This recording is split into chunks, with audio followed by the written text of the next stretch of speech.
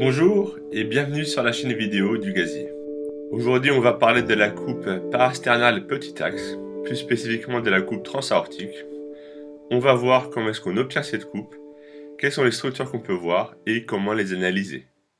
Pour commencer, on va reprendre notre patient chez qui on avait fait une coupe parasternale et grand axe. On avait positionné la sonde d'écho au niveau du 3e et 4e espace intercostal gauche avec le repère orienté vers l'épaule droite du patient.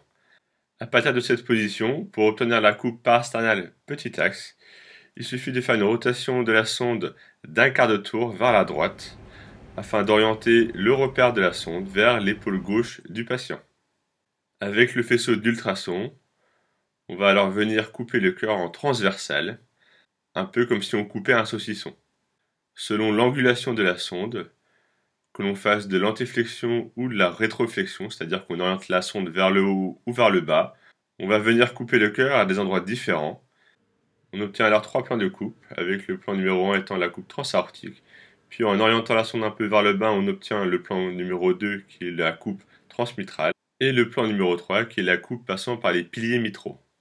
On va ainsi obtenir ces plans de coupe en balayant le cœur de bas en haut avec la sonde d'échographie. Aujourd'hui, on va parler du plan numéro 1 qui est la coupe transaortique.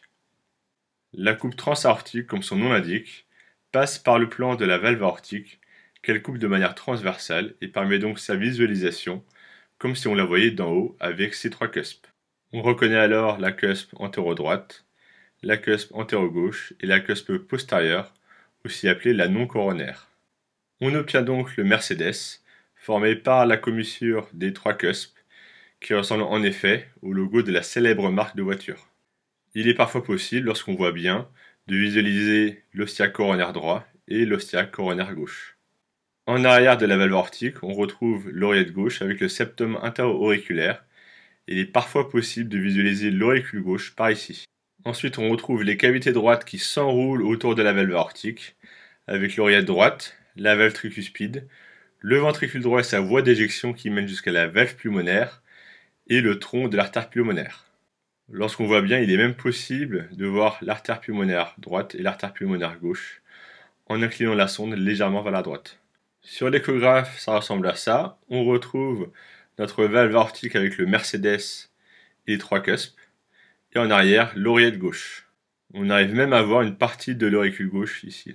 On retrouve les cavités droites qui s'enroulent autour de la valve aortique, avec l'oreillette droite, la valve tricuspide, le VD et sa voie d'éjection, et on devine la valve pulmonaire. Qu'est-il possible de faire avec la coupe transaortique? On va tout d'abord analyser la valve aortique. On va d'abord voir si elle est bien tricuspide ou est-ce qu'elle est bicuspide, ce qui est anormal. On va voir si elle s'ouvre bien, ouverture qui peut être limitée en cas de rack serré. Ensuite, on va mettre du Doppler couleur dessus pour voir s'il existe une fuite aortique. Et s'il y en a une, il faudra voir si elle est centrale, bien au milieu de la valve, ou si elle est excentrée. On va ensuite bien regarder les 3 cuspes pour voir s'il existe des calcifications ou des remaniements, ou s'il y a une lésion suspecte d'endocardite. On va ensuite analyser les cavités droites avec le Doppler couleur qu'on va positionner sur la valve tricuspide et la valve pulmonaire pour voir s'il existe une fuite. S'il y en a une, on peut faire du Doppler continu pour calculer les pressions droites. Voilà, c'est terminé pour la coupe transaortique. La prochaine fois, on verra la coupe transmitrale, puis la coupe passant par les piliers mitraux. A bientôt!